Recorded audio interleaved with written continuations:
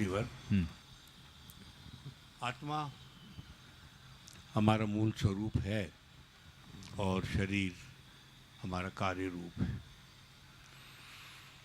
हम आत्मा को देख नहीं पा रहे हैं, लेकिन शरीर के भीतर आत्मा जीता है और कर्म शरीर से करवा रहा है। उस परिस्थिति में माँ का आत्मा के साथ संयुक्त होना, संवाद करना और आत्मा को परिष्कृत करने का जो कार्य है, जहाँ न भाषा काम आ सकती है, न कोई स्पर्श काम आ सकता है, न दृष्टि काम आ पा रही है, तब उस माता को नए सिरे से आज के युग में, इस तकनीकी युग में किस तरह से नए सिरे से समाज तैयार करे, ये आप हमें बहुत ही गंभीर बात आपने उपस्थित की है। मैं समझता हूं अगर दुनिया में परिवर्तन करना है तो हमें माँ को फिर से लौटाना चाहिए। माँ आ गई तो सब कुछ आ गया। आज माँ खो गई है, उसका स्थान मॉम ने ले लिया। अब तो मम्मी भी नहीं बची। परिणतियां बदल गई।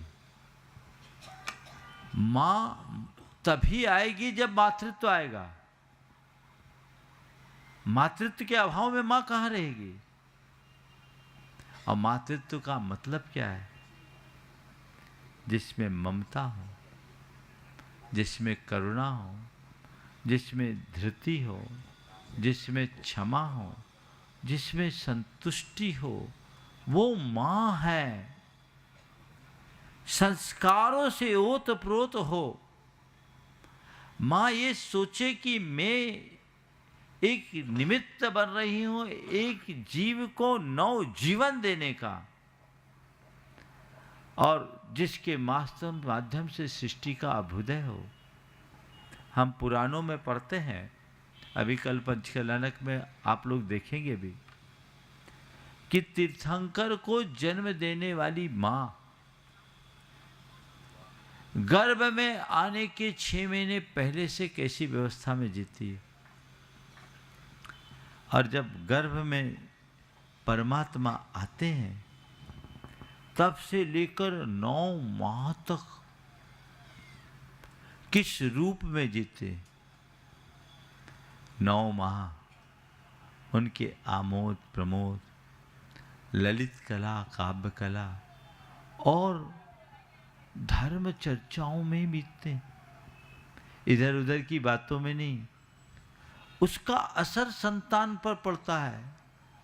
एक माँ तभी अच्छी संतान को जन्म दे पाएगी जब वह शारीरिक, मानसिक, भावनात्मक और आध्यात्मिक रूप से मजबूत हो पाएगी, विशुद्ध हो पाएगी।